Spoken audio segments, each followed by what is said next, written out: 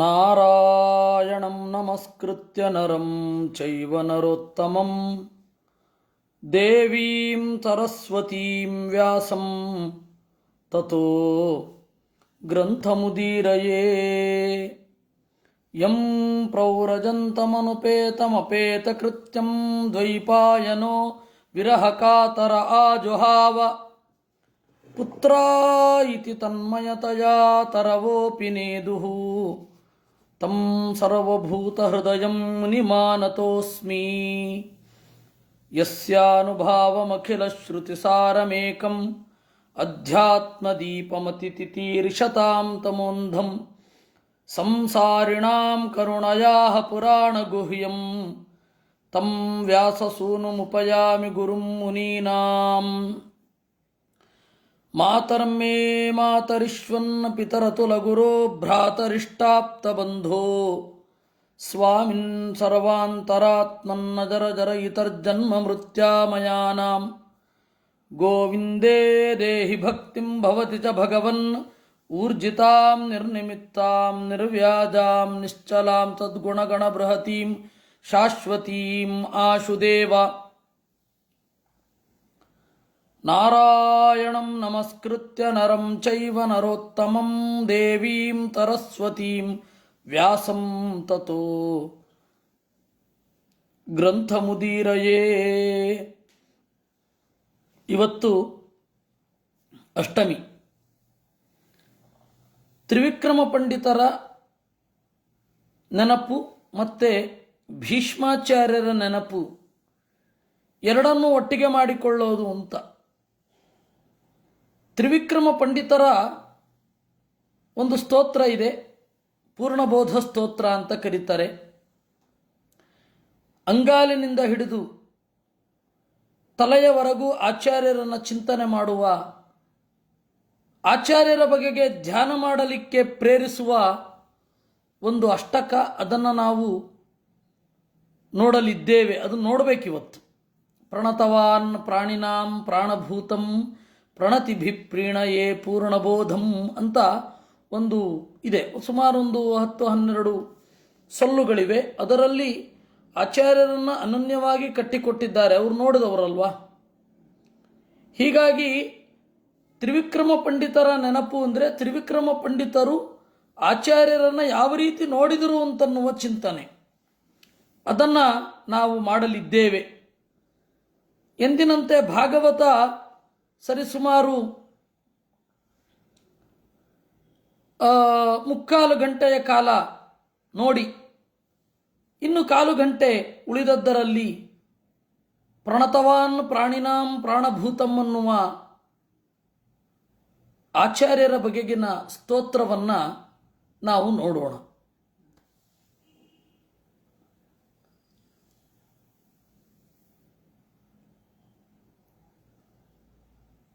ಲಿಕುಚ ಪಂಡಿತರು, ಲಿಕುಚ ವಂಶದವರು ಆಚಾರ್ಯರನ್ನು ಕಂಡಂತೆ ಅಂತ ಹೇಳಿದ್ರೆ ಅದೊಂದು ದೊಡ್ಡ ವಿಚಾರವೇ. ಏಕೆಂದರೆ ಮಧ್ವ ಪರಮಾನುಗ್ರಹ ಭಾಜನತ್ವ ಎಲ್ಲರಿಗಿಂತ ಅವರಿಗೆ ಸಿಕ್ಕಿತು. ಸುಮಾರು ತತ್ವಪ್ರದೀಪದಲ್ಲಿ 25 ಮಂಗಳ ಶ್ಲೋಕಗಳಿದೆ. 25. ಯಾರೂ ಅಷ್ಟು ದೊಡ್ಡ ಮಂಗಳಾಚರಣೆಯನ್ನು ಈ ತನಕ ಮಾಡಿಲ್ಲ. ಆಚಾರ್ಯರನ್ನು ಕಂಡ ಬಗೆಯನ್ನು ಅಲ್ಲಿ ಹೇಳಿದ್ದಾರೆ. ಅದನ್ನು ನಾವು ಆದರೆ ನಾಳೆ ನೋಡುವ.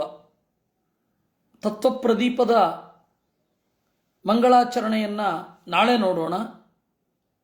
ಇಲ್ಲಿ ಈಗ ಭಾಗವತವನ್ನು ನೋಡಿ ಆಮೇಲೆ ಪೂರ್ಣಬೋಧ ಸ್ತುತಿಯನ್ನು ನೋಡೋಣ.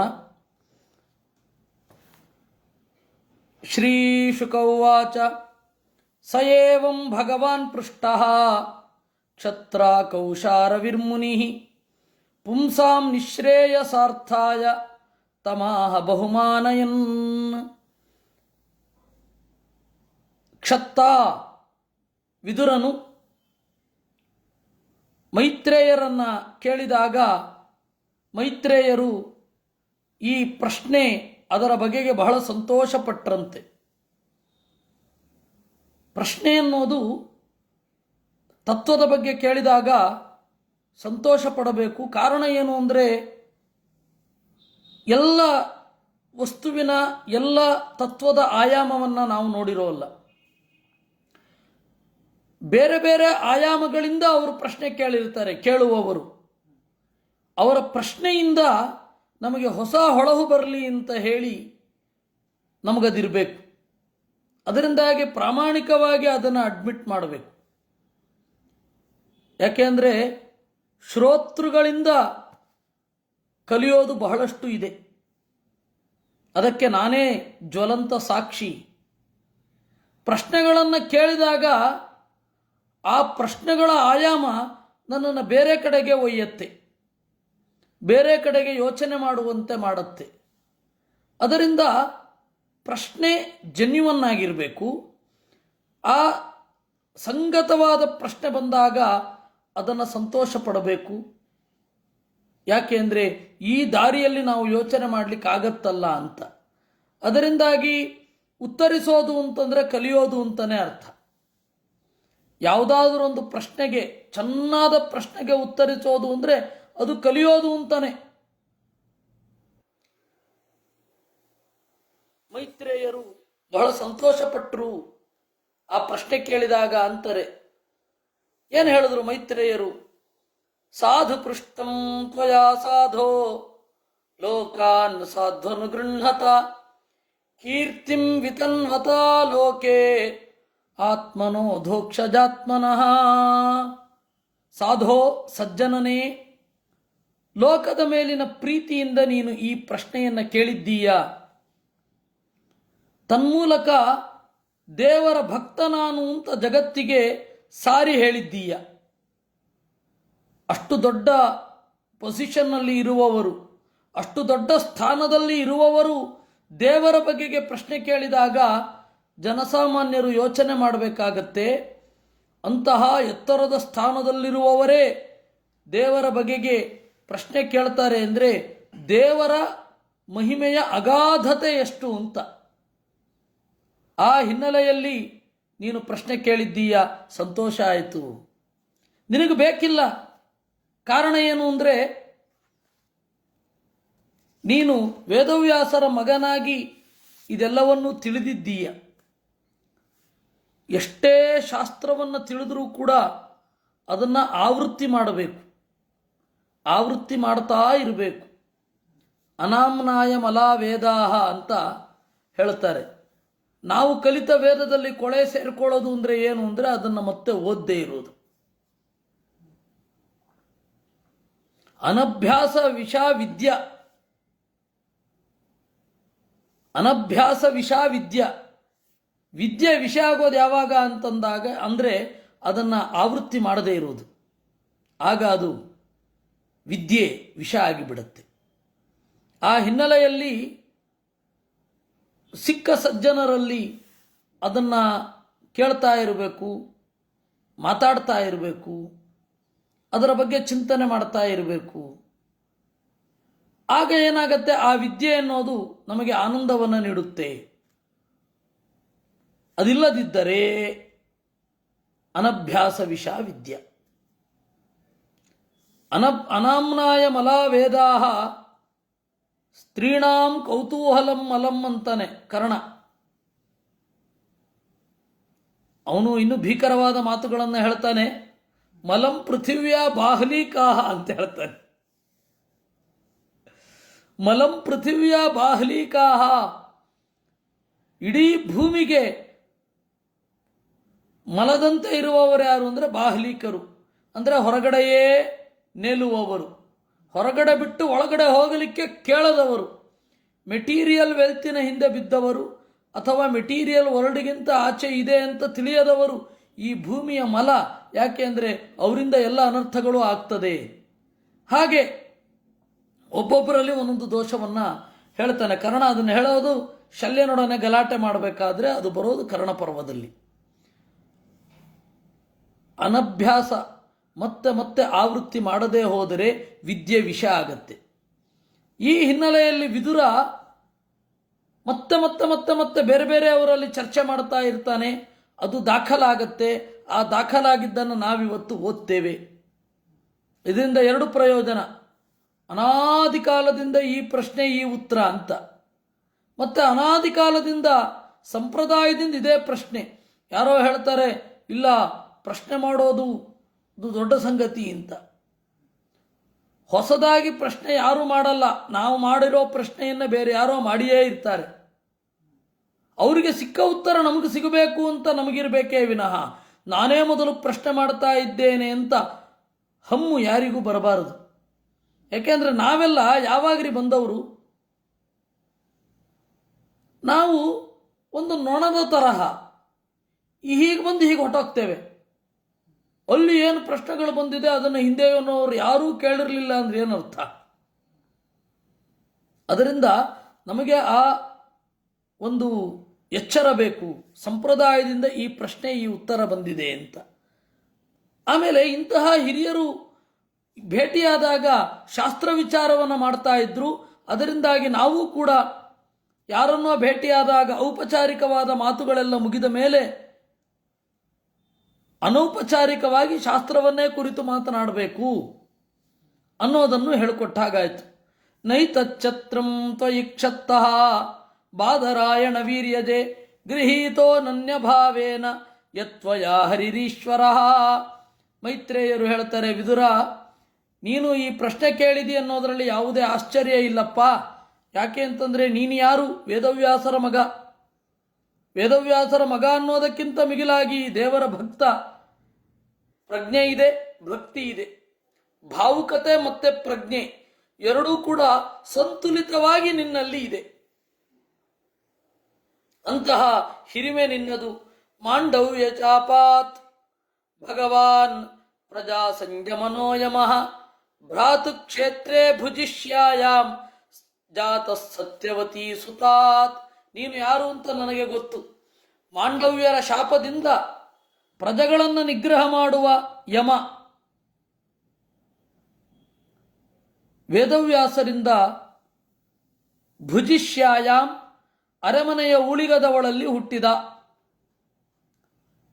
ವೇದವ್ಯಾಸರಿಂದ. ಇದು ನಾವು ಇದರ ಕಥೆಯನ್ನು ನಾವು ಆದಿಪರ್ವದಲ್ಲಿ ನೋಡಿದ್ದೇವೆ. ಆದರೆ ಇಲ್ಲಿ ಕೇಳ್ತಾ ಇರುವ ಬಾಂಧವರಲ್ಲಿ, ಅಧ್ಯಾತ್ಮ ಬಂಧುಗಳಲ್ಲಿ ಹೆಚ್ಚಿನ ಜನ ಮಹಾಭಾರತಕ್ಕೆ ಬಂದಿರಲಿಲ್ಲ. ಅದರಿಂದಾಗಿ ಆ ಕಥೆಯನ್ನು ಒಮ್ಮೆ ನಾನು ಹೇಳ್ತೇನೆ. ಅದರಲ್ಲಿರೋದಿಷ್ಟು: ಮಾಂಡವ್ಯ ಅಂತ ಒಬ್ಬ ಋಷಿ ತಪಸ್ಸು ಮಾಡ್ತಾ ಕೂತಿದ್ದ. ಆಗ ಕೆಲವು ಜನ ಕಳ್ಳರು ಬಂದು ಅವನ ಗುಡಿಸಲಲ್ಲಿ ಅಡಗಿಕೊಂಡ್ರು. ಇವನು ಮೌನ ಧರಿಸಿದ್ದ, ಮೌನವ್ರತ ಮಾಡಿದ್ದಾನೆ, ಆದ್ದರಿಂದ ಮಾತನಾಡಲಿಕ್ಕಿಲ್ಲ. ಅವರ ಹಿಂದೆಯೇ ರಕ್ಷಕ ಭಟರು ಬಂದರು, ಪೊಲೀಸಿನವರು. ಅವರು ಬಂದು ಇಲ್ಲಿ ಕಳ್ಳರು ಹೋದರು, ಎಲ್ಲಿದ್ದಾರೆ ಅಂತ ಕೇಳಿದ್ರು. ಮೌನವ್ರತ ಆದ್ದರಿಂದಾಗಿ ಅವ್ರಿಗೂ ಉತ್ತರ ಕೊಡಲಿಲ್ಲ. ಪಾದದ ಗುರುತಿನಿಂದ ಇವನ ಕುಟೀರದ ಒಳಗಡೆ ಇದ್ದದ್ದನ್ನು ನೋಡಿ ಈ ಕಳ್ಳರಿಗೆ ಸಪೋರ್ಟ್ ಮಾಡುವ ಸಲುವಾಗಿ ಕಳ್ಳನೊಬ್ಬನೇ ಈ ರೀತಿ ವೇಷ ಹಾಕಿದ್ದಾನೆ ಅಂತ ತಿಳಿದು ಮಾಂಡವ್ಯ ಋಷಿಯನ್ನು ಕೂಡ ತಗೊಂಡು ಹೋಗಿ ಶೂಲಕ್ಕೆ ಹಾಕಿಬಿಟ್ರು. ಶೂಲಕ್ಕೆ ಹಾಕೋದು ಅಂತಂದರೆ ನಿಮಗೆ ಕಲ್ಪನೆ ಬಂದಿರಲಿಕ್ಕಿಲ್ಲ. ಈ ಕೆಳಗಡೆಯಿಂದ ಗುದದ್ವಾರದಿಂದ ಒಂದು ಚೂಪಾದ ಸರಳನ್ನು ಹಾಕಿ ಇಲ್ಲಿ ಮೇಲ್ಗಡೆ ತನಕ ಬಂದ್ಬಿಟ್ಟಿರುತ್ತೆ. ಆ ನರಳಿ ಸಾಯಬೇಕು. ಆ ತರಹ ಘೋರ ಶಿಕ್ಷೆ. ಒಂದು ಸೇಬನ್ನೋ ಅಥವಾ ಕಿತ್ತಳೆಯನ್ನೋ ಹೀಗೆ ಚುಚ್ಚಿ ನಿಲ್ಲಿಸಿದ್ರೆ ಯಾವ ರೀತಿ ಇರಬೇಕೋ ಆ ರೀತಿ ಒಬ್ಬ ಮನುಷ್ಯನನ್ನು ಚುಚ್ಚಿದರೆ ಹೇಗಿರುತ್ತೆ ಅಂತ ಲೆಕ್ಕ ಹಾಕೊಳ್ಳಿ. ಆ ತರಹದ ಶಿಕ್ಷೆ ಶೂಲ ಶಿಕ್ಷೆ. ಆಮೇಲೆ ಋಷಿಗಳು ಬಂದು ರಾಜನಿಗೆ ಹೇಳಿದರು, ನೀನೊಬ್ಬ ಜ್ಞಾನಿಯನ್ನ, ಧ್ಯಾನದಲ್ಲಿ ರತನಾಗಿದ್ದವನನ್ನ, ಮೌನಿಯಾಗಿದ್ದವನನ್ನು ಹಾಕಿಬಿಟ್ಟೆ ಅಂತ ರಾಜ ಬಿಡಿಸಿ ಕ್ಷಮೆ ಕೇಳಿದ. ಮಾಂಡವ್ಯ ಋಷಿಗಳಿಗೆ ಅನ್ನಿಸಿತು, ಇದು ಈ ರಾಜ ನೆಪ ಮಾತ್ರ, ನನ್ನ ಕರ್ಮ ಏನೋ ಇರಬೇಕು, ಅದರ ಬಗ್ಗೆ ವಿಚಾರಿಸಬೇಕು ಅಂತ ಸೀದಾ ಯಮಲೋಕಕ್ಕೆ ಹೋದರು. ಯಮಲೋಕದಲ್ಲಿ ಯಮನತ್ರ ಕೇಳಿದ್ರು, ನನಗೆ ಯಾಕೆ ಶೂಲದ ಶಿಕ್ಷೆ ಆಯಿತು ಅಂತ. ಆಗ ಅವನೇನು ಮಾಡಿದ, ನೀನು ಚಿಕ್ಕಂದಿನಲ್ಲಿ ಒಂದು ನೊಣಕ್ಕೆ ಹಿಂದೆಯಿಂದ ಕಡ್ಡಿ ಚುಚ್ಚುತ್ತಾ ಇದ್ದಿ, ಅದರಿಂದಾಗಿ ಈ ಶಿಕ್ಷೆ ಆಯಿತು. ನಿಜವಾಗಿಯೂ ಚಿಕ್ಕಂದಿನಲ್ಲಿ ಆ ರೀತಿ ಮಾಡಿದ್ರು ಮಾಂಡವ್ಯರು. ಆದರೆ ಅವ್ರಿಗೆ ಸಿಟ್ಟು ಬಂತು, ನೀನು ಸುಳ್ಳು ಹೇಳ್ತಾ ಇದ್ದೀ ಅಂತ ಹೇಳಿ ಶಾಪ ಕೊಟ್ಟರು. ನೀನು ಉಳಿಗದವನಾಗು, ಎಲ್ಲ ಗುಣಗಳಿಂದ ಕೂಡಿಯೂ ಕೂಡ ನಿನ್ನನ್ನು ಜನ ಗುರುತಿಸುವ ಹಾಗೆ ನೀನು ಇರದಿರುವಂತಾಗಲಿ ಅಂತ. ಅಲ್ಲಿಗೆ ಮಾಂಡವ್ಯರ ತಪಸ್ಸು ಪೂರ ಖರ್ಚಾಗಿ ಹೋಯಿತು. ಮತ್ತೆ ತಪಸ್ಸಿಗೆ ಅಂತ ಕೂತರು. ಆಮೇಲೆ ಒಂದು ಅಮೆಂಡಮೆಂಟನ್ನು ತಂದರು ಲೋಕದಲ್ಲಿ. ಆ ಚತುರ್ದಶಮಾದ್ವರ್ಷಾತ್, 14 ವರ್ಷದ ತನಕ ಅವನು ಮಾಡಿದ ತಪ್ಪಿಗೆ ಅವನು ಹೊಣೆ ಅಲ್ಲ. ಯಾಕೆಂದರೆ 14 ವರ್ಷದ ತನಕ ಅವನಿಗೆ ಪ್ರಜ್ಞೆ ಇರಲ್ಲ, ಏನು ಮಾಡ್ತಾ ಇದ್ದೀನಿ ಅಂತ. 14 ವರ್ಷ ಆದಮೇಲೆ ಅವನಿಗೊಂದು ಪ್ರಜ್ಞೆ ಬರುತ್ತೆ. ಈ ವಯಸ್ಸಾದ ಮೇಲೆ ಈ ತರಹದ ತಪ್ಪು ಮಾಡಬಾರದು. ಸೊ 14 ವರ್ಷದ ತನಕ ಲೋಕದಲ್ಲಿ ಅವನು ಮಾಡುವ ತಪ್ಪಿಗೆ ಅವನು ಹೊಣೆ ಅಲ್ಲ. 14 ವರ್ಷ ಆದ ಕೂಡಲೇ ಅವನು ಮಾಡಿದ ತಪ್ಪಿಗೆ ಅವನೇ ಹೊಣೆ. ಇವರು 16 ವರ್ಷವೋ 17 ವರ್ಷವೋ ಅಂತ ಮೇಜರ್ ಅಂತ ಪರಿಗಣನೆ ಮಾಡೋದು. ಆದರೆ ಅಪರಾಧಕ್ಕಾಗಬೇಕಾದ್ರೆ 14 ವರ್ಷ. ಒಬ್ಬ 14 ವರ್ಷದವನಾಗಿದ್ದಾಗ ಏನೇ ತಪ್ಪು ಮಾಡಿದರೂ ಅವನಿಗೆ ಶಿಕ್ಷೆ ಆಗಬೇಕು. ಈ ಅಮೆಂಡಮೆಂಟನ್ನು ತಂದರು. ಯಾಕೆ ತಂದರು? ಅವರು ತಪ್ಪು ಮಾಡಿದ್ರಿಂದ. ತೀರ ಚಿಕ್ಕಂದಿನಲ್ಲಿ ನೊಣವನ್ನು ಹಿಡಿದು ನೊಣದ ಹಿಂಬದಿಗೆ ಕಡ್ಡಿಯನ್ನು ಚುಚ್ಚಿದ್ರಿಂದ ಈ ಅಮೆಂಡಮೆಂಟ್ ತಂದರು. ಈ ಅಮೆಂಡಮೆಂಟು ಜಗತ್ತಿನಲ್ಲಿ ಉಳಿತು. ಆಮೇಲೆ ಎಲ್ಲರೂ ಕೂಡ 14 ವರ್ಷ, ನಿಮಗೂ ಇವತ್ತು ಗೊತ್ತಿದೆ. ಅದಕ್ಕೆ ತಂಬಾಕು ಅಂಗಡಿಗಳ ಮುಂದೆ ಬೋರ್ಡ್ ಇರುತ್ತೆ, 14 ವರ್ಷ ಕೆಳಗಿನವರಿಗೆ 16 ವರ್ಷ ಕೆಳಗಿನವರಿಗೆ ತಂಬಾಕು ಮಾರುವುದು ಕಾನೂನಿನ ಪ್ರಕಾರ ತಪ್ಪು, ನಮ್ಮ ಪ್ರಕಾರ ಏನಲ್ಲ ಅಂತ ಅದರ ಅಭಿಪ್ರಾಯ. ಕಾನೂನಿನ ಪ್ರಕಾರ ತಪ್ಪು ಅಂತೆ. ನೋಡಿ ಹೇಗಿರುತ್ತೆ ಪದಪುಂಜಗಳು. ನಂಗೆ ನೋಡಿದಾಗೆಲ್ಲ ನಗು ಬರ್ತಾ ಇರುತ್ತೆ, ಇವರೇನು ಅಂದ್ಕೊಂಡಿದ್ದಾರಪ್ಪ ಅಂತ. ಇರಲಿ, ಇದು ಈ ಅಮೆಂಡಮೆಂಟ್, ಕಾನೂನಿನಲ್ಲಿ ಈ ಅಮೆಂಡಮೆಂಟ್ ಬರಲಿಕ್ಕೆ ಯಾರು ಕಾರಣ? ಮಾಂಡವ್ಯರು ಕಾರಣ. ಮದುವೆ ಅನ್ನೋದು ಒಂದು ಪರ್ಫೆಕ್ಟ್ ಗಂಡು ಹೆಣ್ಣು, ಗಂಡು ಹೆಣ್ಣನ್ನು ಮೀರಬಾರದು, ಹೆಣ್ಣು ಗಂಡಿನ ಜೊತೆಗೆ ಧರ್ಮಾರ್ಥ ಕಾಮಗಳಲ್ಲಿ ಜೊತೆಯಾಗಿ ಇರಬೇಕು. ಈ ಅಮೆಂಡಮೆಂಟನ್ನು ತಂದಿದ್ದು ಶ್ವೇತಕೇತು. ಪ್ರಕೃತಿ ಒಬ್ಬೊಬ್ಬರಿಗೆ ಈ ಹೆಸರು ಕೊಡಲಿಕ್ಕೆ ಈ ರೀತಿ ಅಮೆಂಡಮೆಂಟನ್ನು ತರ್ತಾ ಇರುತ್ತೆ. ಹೀಗೆ ಮಾಂಡವ್ಯರಿಂದ ಆಗಿದ್ದು. ನಿಜವಾದ ಕಾರಣ ಏನು ಮಾಂಡವ್ಯರ ಶಾಪಕ್ಕೆ? ಅದು ನಮಗೆ ಮಧ್ವಾಚಾರ್ಯರು ಹೇಳ್ತಾರೆ. ವಸಿಷ್ಠ ಸಾಮ್ಯಂ ಸಮಭೀಪ್ಸಮಾನಂ ಪ್ರಚ್ಯಾವಯನ್ನಿಚ್ಛಯ ಶಾಪಮಾಪ ಅಂತ ಮಹಾಭಾರತ ತಾತ್ಪರ್ಯ ನಿರ್ಣಯದಲ್ಲಿ. ವಸಿಷ್ಠ ಸಾಮ್ಯಂ, ವಸಿಷ್ಠರೊಡನೆ ಸಮನಾಗಬೇಕು, ವಸಿಷ್ಠರ ರೀತಿ ಆಗಬೇಕು ಅಂತ ಹೇಳಿ ತನ್ನ ಯೋಗ್ಯತೆಗೆ ಮೀರಿದ ಬಯಕೆಯನ್ನು ಮಾಂಡವ್ಯರು ಇಟ್ಟುಕೊಂಡಿದ್ರು. ಮಾಂಡವ್ಯರನ್ನು ಆ ತರಹದ ತಪಸ್ಸಿನಿಂದ ಸರಿಸಿ ಅವರ ಪುಣ್ಯವನ್ನು ಹೆಚ್ಚು ಮಾಡಬೇಕಿತ್ತು. ಆ ಹಿನ್ನೆಲೆಯಲ್ಲಿ ಮಾಂಡವ್ಯರನ್ನು ರೋಷಗೊಳಿಸಿದ್ದು ಯಮ ಬೇಕಂತ. ಮಾಂಡವ್ಯರು ಕೋಪಗೊಳ್ಳುವಂತೆ ಮಾಡಿದ್ದು. ಅದು ಎಲ್ಲಿ ಗೊತ್ತು ನಿಮಗೆ? ಅದು ಶಾಂತಿ ಪರ್ವದಲ್ಲಿದೆ. ಶಾಂತಿ ಪರ್ವದಲ್ಲಿ ಒಂದೇ ಒಂದು ಕಡೆ ವಸಿಷ್ಠರೊಡನೆ ಸ್ಪರ್ಧೆ ಮಾಡುವ ಮಾಂಡವ್ಯರು ಬಂದಿದ್ರು ಅಂತಿದೆ. ಅದನ್ನು ಆದಿಪರ್ವಕ್ಕೆ ಜೋಡಿಸ್ಕೋಬೇಕು. ಎಲ್ಲಿಯ ಮೋಕ್ಷಧರ್ಮ ಪರ್ವ, ಎಲ್ಲಿಯ ಆದಿಪರ್ವ, ಅದೆರಡನ್ನು ಜೋಡಿಸಿ ಆಚಾರ್ಯರು ನಿರ್ಣಯವನ್ನು ಹೇಳಿದರು. ಇದಕ್ಕೆಲ್ಲ ಸಾಮಾನ್ಯ ಪ್ರಜ್ಞೆ ಅಲ್ಲ, ಅದು ಪ್ರಜ್ಞೆ ಪೂರ್ಣವಾಗಿ ಯಾರಿಗಿರುತ್ತೋ ಅವ್ರಿಗೆ ಮಾತ್ರ ಬರೀಲಿಕ್ಕಾಗೋದು. ಇಲ್ಲ ಅಂದರೆ ನಮಗೆ ಇಲ್ಲಿಂದ ಬರ್ತಾ ಇರ್ಬೇಕಾದ್ರೆ ಅಲ್ಲಿ ಮರ್ತು ಹೋಗಿರುತ್ತೆ, ಅಲ್ಲಿಂದ ಹೋಗ್ಬೇಕಾದ್ರೆ ಇಲ್ಲಿ ಮರ್ತು ಹೋಗಿರುತ್ತೆ. ಮಹಾಭಾರತ, ಭಾಗವತ, ರಾಮಾಯಣ ಇಲ್ಲಿ ಆಗುವ ಒಂದು ದೊಡ್ಡ ಸಮಸ್ಯೆ ಏನು ಅಂತಂದರೆ ಹೋ ಅಂತ ಶ್ಲೋಕ ಓದ್ಕೊಂಡು ಹೋಗ್ತಾ ಇರಬೇಕಾದ್ರೆ ಹಿಂದಿನದ್ದು ಯಾವುದೋ ಒಂದು ಎಳೆ ಮಿಸ್ ಆಗೋಗಿರುತ್ತೆ, ನಮ್ಗದು ಗೊತ್ತಿರಲ್ಲ. ಅದರೆಲ್ಲ ಸೇರಿ ನಿರ್ಣಯ ಕೊಡಬೇಕು. ಹಾಗಾಯ್ತಿದು. ಭವಾನ್ ಭಗವತೋ ನಿತ್ಯಂ ಸಂಯತಸ್ಸಾನುಗಸ್ಯ ಜ್ಞಾನೋಪದೇಶಾಯ ಚ ಮಾಂ ಆದಿಶದ್ ಭಗವಾನ್ ವ್ರಜನ್. ವಿದುರ, ನಿನ್ನನ್ನು ಕಂಡ್ರೆ ಕೃಷ್ಣನಿಗೆ ಅದೆಷ್ಟು ಪ್ರೀತಿ. ಅವನು ನನಗೆ ಹೇಳಿದ, ನಾನು ಹೇಳುವ ಗುಟ್ಟಾದ ಶಾಸ್ತ್ರವನ್ನು ವಿದುರನಿಗೆ ನೀನು ಹೇಳು ಅಂತ ನನಗೊಪ್ಪಿಸಿದ. ಅಂದರೆ ನಿನ್ನನ್ನು ನೆನಪಿಸಿಕೊಂಡ ಅಂತ ಆಯ್ತಲ್ಲ. ಅಥತೆ ಭಗವಲ್ಲೀಲಾ ಯೋಗಮಾಯೋಪಬೃಂಹಿತಾ ವಿಶ್ವಶ್ಚಿತ್ಯುದ್ಭವಾಂತಾರ್ಥಾ ವರ್ಣಯಾಮಿ ಅನುಪೂರ್ವಶಃ. ಇರಲಿ, ಇಂತಹ ಯೋಗ್ಯನಾದ ನಿನಗೆ ಪರಮಾತ್ಮನ ಲೀಲೆಗಳನ್ನು ನಾನು ಹೇಳುತ್ತೇನೆ. ಇತಿ ಶ್ರೀಮದ್ಭಾಗವತೆ ತೃತೀಯ ಸ್ಕಂಧೆ ಪಂಚಮೋಧ್ಯಾಯ.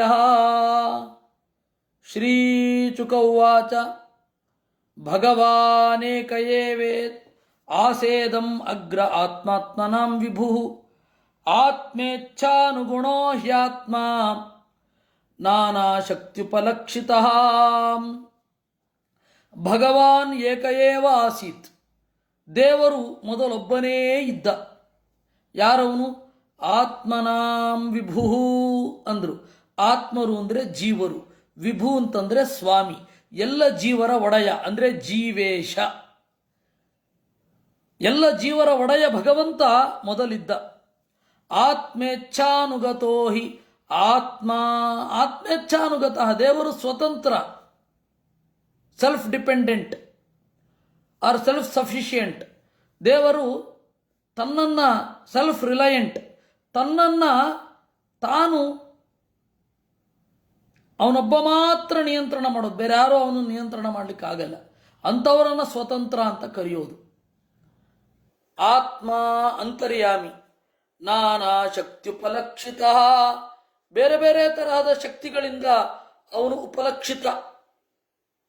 ಅಂದರೆ ಜಗತ್ತಿನಲ್ಲಿ ಅತ್ಯಂತ ಅದ್ಭುತವಾದ ಶಕ್ತಿ ಎಲ್ಲಿಯಾದರೂ ಇತ್ತು ಅಂತ ಹೇಳಿದರೆ ಅದರ ಹಿನ್ನೆಲೆಯಲ್ಲಿ ದೇವರಿದ್ದಾನೆ. ಅದರಿಂದಾಗಿ ನಾನಾ ಶಕ್ತ್ಯುಪಲಕ್ಷಿತ. ಸವಾ ಏಷ ತದಾ ಸೃಷ್ಟ ನಾ ಪಶ್ಯದ್ವಿಶ್ವಮೇಕರಾಟ್ ಮೇನೆ ಸಂತಮಿವಾತ್ಮಾನಂ ಸುಪ್ತ ಶಕ್ತಿ ಅಸುಪ್ತ ದೃಕ್. ಸವಾ ಏಷ ತದಾ ದ್ರಷ್ಟ. ಪ್ರಜ್ಞಾಪೂರ್ವಕವಾಗಿ ನೋಡ್ತಾ ಇದ್ದವನು ಅವತ್ತಿಗೆ ಅವನೊಬ್ಬನೇ. ನಾ ಪಶ್ಯದ್ವಿಶ್ವಮೇಕರಾಟ್. ಈ ಪ್ರಪಂಚವನ್ನು ನೋಡಲೇ ಇಲ್ಲ, ಯಾಕೆಂದರೆ ಇನ್ನು ಸೃಷ್ಟಿಯೇ ಆಗಿಲ್ಲ. ನೋಡೋದೆಂಥದ್ದು? ಮೇನೆ ಸಂತಮಿವಾತ್ಮಾನಂ. ಆತ್ಮಾನಂ ಜೀವನನ್ನು ಅಸಂತಮಿವ ಮೇನೆ ಇಲ್ಲ ಎನ್ನುವಂತೆ ಅಂದುಕೊಂಡ. ಅಸಂತಂ ಮೇನೆ ಅಲ್ಲ, ಅಸಂತಮಿವ ಮೇನೆ ಅಂದರೆ ಪರಮಾತ್ಮ ಯಥೋ ಜೀವಂ ಮೇನೆ ಅಸಂತಂ ಅಶಕ್ತತಃ ಅಂದರು ಆಚಾರ್ಯರು. ಜೀವನಿಗೆ ಶಕ್ತಿ ಇರಲಿಲ್ಲ, ಅದರಿಂದಾಗಿ ಇಲ್ಲದವನಂತೆ ಅಂತ ಅಂದುಕೊಂಡ.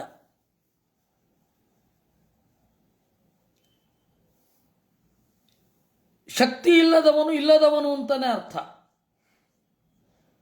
ಯಾರ್ಯಾರಿದ್ದೀರಾ ಬನ್ನಿ ಪ್ರಶ್ನೆ ಮಾಡಲಿಕ್ಕೆ, ಉತ್ತರ ಕೊಡ್ತೇನೆ ಅಂತ ಒಬ್ಬ ಹೇಳ್ತಾನೆ ಅಂತ ಇಟ್ಕೊಳ್ಳೋಣ.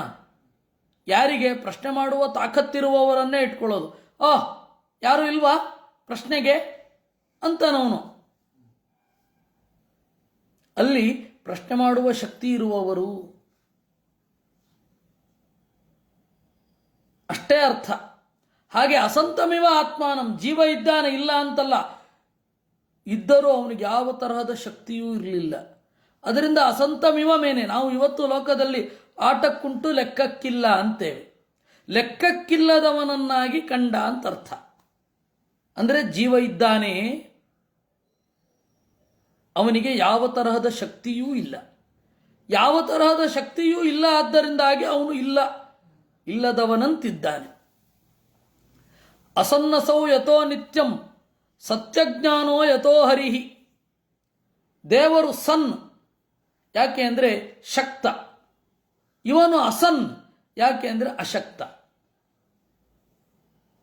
ಅಶಕ್ತ ಅಂತ ನೋಡಿ, ಇದರಲ್ಲಿಯೂ ಕೂಡ ತೈತ್ತಿರೀಯ ಉಪನಿಷತ್ತಿನಲ್ಲಿ ಸಂತಮೇನಂ ತಥೋ ವಿದುರಿತಿ ಅಂತ ಬರುತ್ತೆ. ಯಾರು ಅಸನ್ ಅಂತ ತಿಳ್ಕೊಳ್ತಾನೋ ಅವನು ಕೆಟ್ಟ ಗತಿಯನ್ನು ಹೊಂದುತ್ತಾನೆ. ತತಃ ಆ ಕಾರಣದಿಂದ ದೇವರನ್ನ ಸನ್ ಅಂತ ಅಂದುಕೋತಾರೆ. ಅಸನ್ನೇವತ ಭವತಿ ಅಸದ್ಬ್ರಹ್ಮೇತಿ ವೇದ ಚೇತ್ ಅಸ್ತಿ ಬ್ರಹ್ಮೇತಿ ಚೇದ್ವೇದ ಸಂತಮೇನಂ ತಥೋ ವಿದುರಿತಿ. ಅಲ್ಲಿ ಸತ್ ಅಂತಂದ್ರೆ ಗುಣಪೂರ್ಣ, ದೇವರನ್ನು ಗುಣಪೂರ್ಣ ಶಕ್ತ ಅಂತ ಹೇಳಿ ತಿಳಿಯದಿದ್ದರೆ, ಅಸನ್ ಅಂತ ತಿಳಿದರೆ ಅಸನ್ನೇವತ ಭವತಿ, ಅವನು ಅಸನ್ನೇ ಆಗ್ತಾನೆ. ಸಂತಮೇನಂ ತಥೋ ವಿದುರಿತಿ ಅಸ್ತಿ ಬ್ರಹ್ಮೇತಿ ಚೇದ್ವೇದ, ದೇವರು ಗುಣಪೂರ್ಣನಾಗಿದ್ದಾನೆ ಅಂತ ಒಬ್ಬ ತಿಳಿದರೆ ಅವನು ಗುಣಪೂರ್ಣನಾಗ್ತಾನೆ. ಹೀಗೆ ಅರ್ಥ ಇರೋದು. ಆ ಅರ್ಥ ಇಲ್ಲಿ ಮಾಡಬೇಕು. ಇನ್ನು ಸುಪ್ತ ಶಕ್ತಿ ಅಶುಪ್ತ ದೃಕ್. ಸುಪ್ತ ಶಕ್ತಿ, ದೇವರ ಶಕ್ತಿಯೇ ಸುಪ್ತವಾಗೋಗಿತ್ತ, ಅದಕ್ಕೆ ಹೇಳಿದ್ರು ಶಕ್ತಿ ಅಂದರೆ ಹೆಂಡತಿ ಅಂತ ಅರ್ಥ ಅಂದ್ರು ಆಚಾರ್ಯರು. ಶಕ್ಯತ್ವಾತ್ ಶಕ್ತಯೋ ಭಾರ್ಯಾ ಶಕ್ತಿ ಸಾಮರ್ಥ್ಯ ಮುಚ್ಚತೆ. ಶಕ್ತಿ ಅನ್ನೋದಕ್ಕೆ ಹೆಂಡತಿ ಅಂತನೂ ಅರ್ಥ ಇದೆ, ಶಕ್ತಿ ಅನ್ನೋದಕ್ಕೆ ಸಾಮರ್ಥ್ಯ ಅಂತನೂ ಅರ್ಥ ಇದೆ. ಇಲ್ಲಿ ದೇವರಿಗಾಗಬೇಕಾದ್ರೆ ಸುಪ್ತ ಶಕ್ತಿ ಅಂತ ಹೇಳಿದರೆ ಅವನ ಹೆಂಡಿರಾದ ಶ್ರೀ ಭೂ ದುರ್ಗೆಯರು ಮಲಗಿದ್ರು. ಮಲಗಿದ್ರು ಅಂದ್ರೆ ದೇವರಲ್ಲಿ, ಕೇವಲ ದೇವರಲ್ಲಿ ಮಾತ್ರ ರತಿಯನ್ನು ಹೊಂದಿದ್ರು ಅಂತ ಅರ್ಥ. ಈ ತರಹದ ಸ್ವಾರಸ್ಯ ಎಲ್ಲ ನಿಮಗೆ ಭಾಗವತ ತಾತ್ಪರ್ಯದಲ್ಲಿ ಮಾತ್ರ ಸಿಗೋದು. ಯಾಕೆ? ಶಕ್ಯತ್ವಾತ್, ಇವನ ಜೊತೆಗಿರುವವರು, ಇವನಿಂದ ನಿಯಂತ್ರಿಸಲ್ಪಡುವವರು ಶಕ್ತಿ. ಶಕ್ಯತ್ವಾತ್ ಶಕ್ತಯೋ ಭಾರ್ಯಾ. ಅದರಿಂದಾಗಿ ದೇವರ ಶಕ್ತಿ ಮಲಗಿದೆ ಅಂತಂದ್ರೆ ಪ್ರಳಯ ಕಾಲದಲ್ಲಿ ಲಕ್ಷ್ಮೀದೇವಿ ಕೇವಲ ದೇವರಲ್ಲಿ ಮಾತ್ರ ರತಳಾಗಿದ್ದಾಳೆ ಅಂತ ಅರ್ಥ, ಬೇರೆ ಅಲ್ಲ. ಶಕ್ತಿ ಸಾಮರ್ಥ್ಯ ಮುಚ್ಚತೆ ಇದು ಬ್ರಹ್ಮತರ್ಕೆ. ಆಮೇಲೆ ಶಕ್ತಿ ಅಂದ್ರೆ ಸಾಮರ್ಥ್ಯ ಅಂತನೂ ಅರ್ಥ ಇದೆ. ಆಮೇಲೆ ತಾರ್ಕಿಕರ ಶಕ್ತಿ ಇದೆ, ಪದಾರ್ಥ ಸಂಬಂಧ ಅಂತ ಅರ್ಥ. ಅಲ್ಲಿ ತಾರ್ಕಿಕರದ್ದು ಒಂದು ಟೆಕ್ನಿಕಲ್ ಟರ್ಮ್ ಇದೆ. ಶಕ್ತಿ ಅಂದರೆ ಪದಾರ್ಥ ಸಂಬಂಧ. ಸರಿ, ಲಕ್ಷ್ಮೀದೇವಿ ಮಲಗೋದು ಅಂದ್ರೇನು? ಸುಪ್ತಿಸ್ತು ಪ್ರಕೃತೆ ಪ್ರೋಕ್ತ ಅತೀವ ಭಗವದ್ರತಿ. ಯಾವಾಗಲೂ ಭಗವಂತನಲ್ಲಿ ರತರಾಗಿರೋದು ಅನ್ನೋದೇ ಲಕ್ಷ್ಮೀದೇವಿಯ ಸುಪ್ತಿ ಅಂತ ಅರ್ಥ. ಲಕ್ಷ್ಮೀದೇವಿ ಮಲಗೋದು ಅಂದ್ರೇನು? ದೇವರಲ್ಲಿ ರತಳಾಗಿರೋದು ಅಂತ ಅರ್ಥ. ಅನಾಸ್ಥಾನ್ಯತ್ರ ಚ ಪ್ರೋಕ್ತ ವಿಷ್ಣೋಶ್ಚಕ್ಷುರ್ ನಿಮೀಲನಂ ಇತಿ ವ್ಯೋಮ ಸಂಹಿತಾಯಾಮ್. ಅನ್ಯತ್ರ ಜಗತ್ತಿನ ಬಗೆಗೆ ಅವಳಿಗೆ ಆಸಕ್ತಿಯೇ ಇಲ್ಲದೆ ಇದ್ದಾಗಲೂ ಕೂಡ ಸುಪ್ತ ಶಕ್ತಿ ಅಂತ ಕರೀತಾರೆ. ಹಾಗಾದರೆ ದೇವರು ಸುಪ್ತನಾಗಿದ್ದಾನೆ ಅಂದ್ರೆ ಏನರ್ಥ? ಕಣ್ಮುಚ್ಚಿದ್ದಾನೆ ಅಂತ ಅರ್ಥ. ನಿದ್ರಾ ಮುದ್ರ. ಮುದ್ರಾ ಅಂದ್ರೆ ಏನು ಗೊತ್ತಾ? ಅಭಿನಯ ಅಂತ ಅರ್ಥ. ಮುದ್ರಾ ಅಂದ್ರೆ ಎರಡರ್ಥ. ಒಂದು ಗುರುತು, ಇನ್ನೊಂದು ಮುದ್ರಾ ಅಂದ್ರೆ ಗುರುತು. ಮುದ್ರಾಂಕನ ಇಲಾಖೆ ಮುದ್ರಣ ಅಂತ ಅಲ್ಲಿಂದಲೇ ಬಂದದ್ದು. ಮುದ್ರಣ ಅಥವಾ ಮುದ್ರಾ ಅಂದ್ರೆ ಗುರುತು. ನಾವು ಮುದ್ರೆ ಹಾಕಿಕೊಂಡೆವು ಅಂತಂದ್ರೆ ಗುರುತು. ನಾವು ಈ ತತ್ವವನ್ನು ಒಪ್ಪಿದ್ದೇವೆ ಅನ್ನೋದಕ್ಕೆ ಗುರುತು ಶಂಖಚಕ್ರಗಳ ಮುದ್ರೆ. ತೋಳಿನಲ್ಲಿ ಶಂಖಚಕ್ರವನ್ನು ನೋಡಿದಾಗ ಓ, ಇವರು ದೇವರನ್ನು ಸರ್ವೋತ್ತಮ ಅಂತ ಒಪ್ತಾರೆ ಅಷ್ಟೇ. ಇನ್ನೊಂದು ಮುದ್ರಾ ಅಂತ ಇದೆ, ಅಭಿನಯ. ಇಲ್ಲದೆ ಇರೋದನ್ನ ಇದ್ದಂತೆ ತೋರಿಸೋದು ಅನ್ನೋದಕ್ಕೂ ಮುದ್ರಾ ಅಂತ ಕರೀತಾರೆ.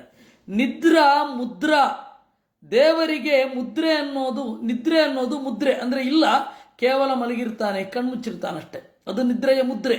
ನಿದ್ರೆ ಇಲ್ಲ, ನಿದ್ರೆಯ ಅಭಿನಯ. ನಾಟ್ಯದಲ್ಲಿ ಮುದ್ರೆ ಹೇಳ್ತಾರೆ. ನಾಟ್ಯದ ಮುದ್ರೆ ಏನು? ಅಭಿನಯ. ನೀವು ಭರತನ ನಾಟ್ಯಶಾಸ್ತ್ರ ನೋಡಿ. ಮುದ್ರಾ ಅಂದರೆ ಅಭಿನಯ. ನಮ್ಮ ಒಳಗಿನ ಭಾವನೆಗಳನ್ನು ಹೊರಗಡೆ ಅಂಗಾಂಗದ ಮೂಲಕ ತೋರಿಸುವುದನ್ನು ಮುದ್ರಾ ಅಂತ ಕರೀತಾರೆ. ಅಲ್ಲಿಯೂ ಕೂಡ ಇಲ್ಲದೆ ಇರೋದನ್ನು ತೋರಿಸೋದೇ ತಾನೆ. ನಟನಿಗೆ ಸಿಟ್ಟು ಬರೋಲ್ಲ, ಸಿಟ್ಟು ಬಂದಿದೆ ಅಂತ ಪ್ರೇಕ್ಷಕರಿಗೆ ಅನ್ನಿಸ್ಬೇಕು. ಅದರಿಂದಾಗಿ ಮುದ್ರಾ.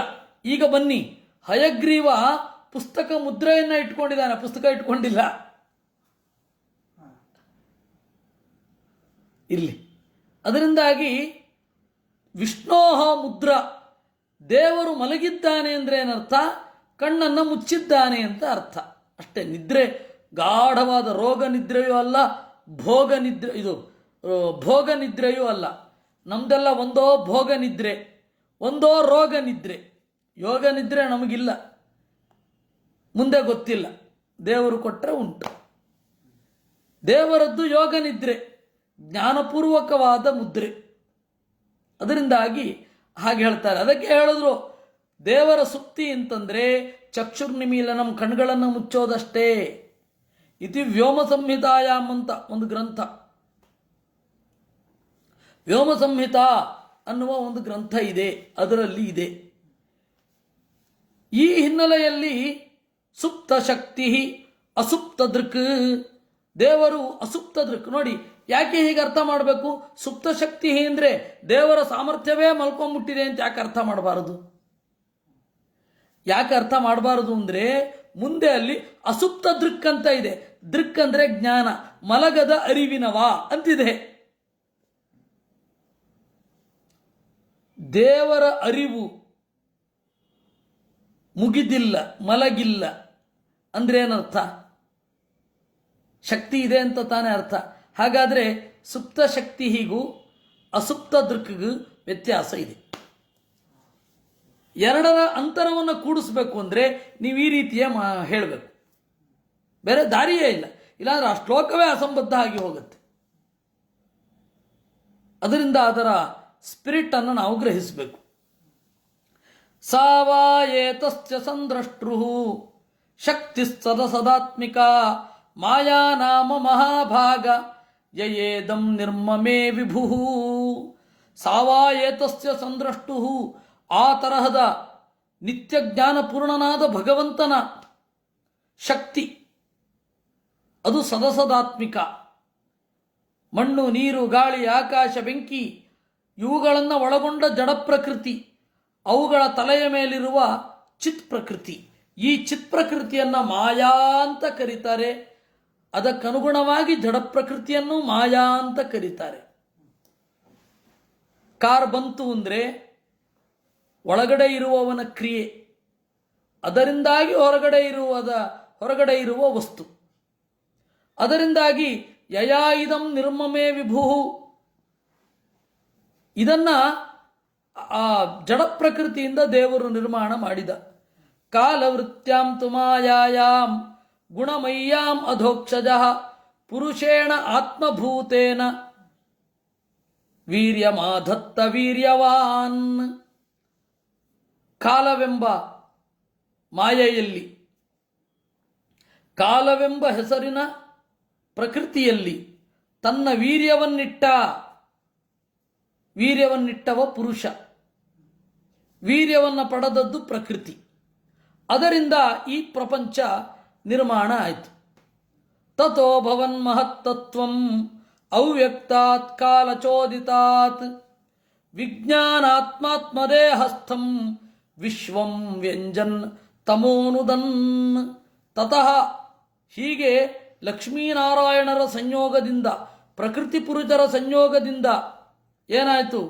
ಮಹತ್ತತ್ವಂ ಅಂದರು. ಮಹತ್ತತ್ವ ಹುಟ್ಟಿತು. ಅವ್ಯಕ್ತಾತ್ ಕಾಲಚೋದಿತಾತ್, ಕಾಲರೂಪಿಯಾದ ಪರಮಾತ್ಮನಿಂದ ಪ್ರಚೋದಿತವಾದ ಈ ಅವ್ಯಕ್ತ ಪೂರ್ತಿ ಅರ್ಥ ಮಾಡಿಕೊಳ್ಳಲಾಗದ ಪ್ರಕೃತಿಯಿಂದ ಮಹತ್ತತ್ವ ಹುಟ್ಟಿತು. ಮಹತ್ತತ್ವವನ್ನು ಹುಟ್ಟಿಸಿ ದೇವರೇನು ಮಾಡಿದ? ವಿಜ್ಞಾನಾತ್ಮ, ಅರಿವು, ಅದಕ್ಕೆ ಅಭಿಮಾನಿಯಾದ ಬ್ರಹ್ಮದೇವರನ್ನು ಹೊರಗಡೆ ತಂದ. ವಿಶ್ವಂ ವ್ಯಂಜನ್ ಸ್ತಮೋನುದನ್, ಪ್ರಪಂಚವನ್ನು ಅಭಿವ್ಯಕ್ತಿಗೊಳಿಸಲು ಪೂರ್ವಭಾವಿಯಾಗಿ ಎಲ್ಲ ಕತ್ತಲನ್ನು ಕಳೆದ. ಸೂರ್ಯನೂ ಇರಲಿಲ್ಲ ಆವಾಗ, ನೆನಪಿರಲಿ. ಆಗ ಸೂರ್ಯ ಇಲ್ಲದೆ ಇರುವ ಪರಿಸ್ಥಿತಿಯನ್ನೇ ನಾವು ನೆನಪಿಸ್ಕೊಳ್ಳಿಕ್ಕಾಗಲ್ಲ. ಹಾಗಿರುವ ದೇವರು. ಸೋಪ್ಯಂ ಚ ಗುಣಕಾಲಾತ್ಮ ಭಗವದ್ದೃಷ್ಟಿಗೋಚರ ಆತ್ಮಾನಂ ವ್ಯಾಕರೋದಾತ್ಮ ವಿಶ್ವಸ್ಯಾಸ್ಯ ಸಿಸೃಕ್ಷಯ. ಆ ತರಹದ ಬ್ರಹ್ಮದೇವರು. ಸೋಪಿ ಅಂಚ ಗುಣಕಾಲಾತ್ಮ, ಮಹತ್ತತ್ವಾಭಿಮಾನಿಯಾದ ಚತುರ್ಮುಖ ಅಂಶ ಜೀವರ ಒಳಗಡೆ ಏನೇನಾಯಿತು ಅಂತ ನೋಡಿದ. ಕಾಲ ಯಾವ ಯಾವ ರೀತಿ ಬದಲಾಯಿತು ಅನ್ನೋದನ್ನು ನೋಡಿದ. ಸತ್ವರಜ ಸ್ತಮೋಗುಣಗಳ ಬದಲಾವಣೆ ಏನು ಅನ್ನೋದನ್ನು ಕಂಡ. ಆಮೇಲೆ ಪರಮಾತ್ಮನ ಅನುಮತಿಯನ್ನು ಪಡೆದು ವಿಶ್ವಸ್ಯಾಸ್ಯ ಸಿಸೃಕ್ಷಯ, ಜಗತ್ತನ್ನು ಸೃಷ್ಟಿ ಮಾಡಬೇಕು ಅಂತ ಹೇಳಿ ಬಯಸಿ ಆತ್ಮಾನಂ ವ್ಯಕರೋತ್, ತನ್ನ ದೇಹದ ಒಳಗಡೆ ವಿಕಾರವನ್ನು ಮಾಡಿದ. ಅಂದರೆ ತನ್ನ ದೇಹವನ್ನು ಲ್ಯಾಬೋರೇಟರಿಯಾಗಿ ಮಾಡಿದ, ಪ್ರಯೋಗಶಾಲೆಯನ್ನಾಗಿ ಮಾಡಿದ. ಅವನ ದೇಹ ಜಗತ್ತಿನ ಮೊದಲ ದೇಹ. ಅವನ ದೇಹದಲ್ಲಿ ಏನು ಪ್ರಯೋಗಗಳಾಯಿತು ಅದರಂತೆ ಮನುಷ್ಯರ ದೇಹದಲ್ಲಿಯೂ ಹಾಗೆ ಪ್ರಯೋಗಗಳಾಗ್ತಾ ಹೋಯಿತು.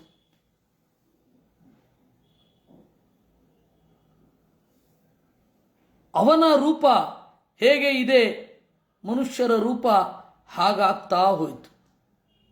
ಅದಕ್ಕೆ ಕಾರಣವಾದದ್ದು ಇಷ್ಟು ಇಂಗ್ರೀಡಿಯೆಂಟ್ಸ್. ಈ ದೇಹ ಮತ್ತು ಜಗತ್ತು ಇದು ರೂಪುಗೊಳ್ಳಲಿಕ್ಕೆ ಒಂದು ಪದಾರ್ಥ ಬೇಕಲ್ಲ. ಬೇಸ್ ಮೆಟೀರಿಯಲ್ ಯಾವುದು? ಅಂಶ.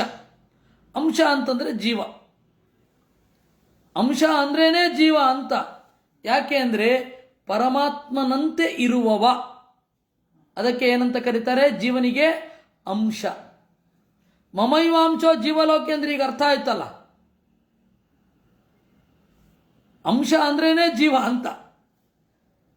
ಜೀವಭೂತನಾಗಿರುವ ವೇದ ಪ್ರತಿಪಾದ್ಯನಾದ ಜೀವ ಏನಿದ್ದಾನೆ ಅವನು ನನ್ನದೇ ಒಂದು ತುಣುಕು ಅಂದರೆ ನನ್ನಂತೆ ಇರುವವ ಅಂತ ಅರ್ಥ. ಯಾಕೆಂದ್ರೆ ಅಂಶ ಅನ್ನೋದಕ್ಕೇನೆ ಜೀವ ಅಂತ ಅರ್ಥ ಇದೆ. ಅವರ ಒಂದಂಶವೂ ಇವರಲ್ಲಿಲ್ಲ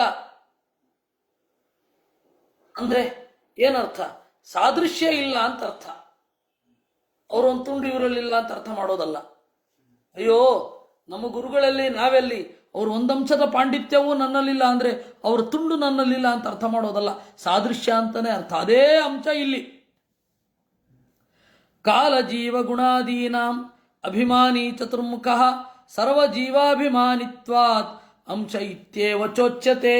ಈಗ ಇರುವ ಜೀವ, ಈಗ ಇರುವ ಅಂಶ ಅಂದರೆ ಬ್ರಹ್ಮದೇವರು.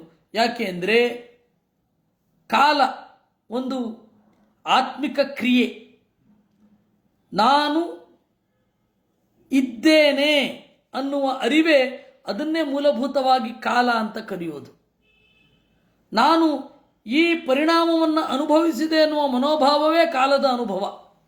ಎಕ್ಸ್ಪೀರಿಯನ್ಸ್ ಆಫ್ ಟೈಮ್ ಅಂತನ್ನೋದು ಏನದು? ಇಷ್ಟು ಕಾಲವನ್ನು ನಾನು ಕಳೆದೆ ಅಂತ. ಇಷ್ಟು ಟೈಮ್ ಕಳೆದೆ, ಇಷ್ಟು ವಿಕಾರಗಳನ್ನು ಎದುರಿಸಿದೆ ಅನ್ನೋದೇ ಕಾಲ, ಕಾಲದ ಅನುಭವ. ಇನ್ನು ಗುಣ, ಸತ್ವಗುಣ, ರಜೋಗುಣ, ತಮೋಗುಣ, ಅವುಗಳೆಲ್ಲದರ ಪ್ರತಿನಿಧಿಯಾಗಿ ಅವನಿದ್ದ. ಅವನು ಇವುಗಳನ್ನು ಬಳಸಿಕೊಂಡ. ಹೇಗೆ ಬಳಸಿದ? ಈ ಜಗತ್ತಿನ ಸೃಷ್ಟಿಯಲ್ಲಿ ಮೊದಲು ಬ್ರಹ್ಮಾಂಡ ಹೇಗಾಯಿತು, ಪಿಂಡಾಂಡ ಹೇಗಾಯಿತು, ಇವುಗಳನ್ನೆಲ್ಲ ನಿರೂಪಣೆ ಮಾಡ್ತಾರೆ.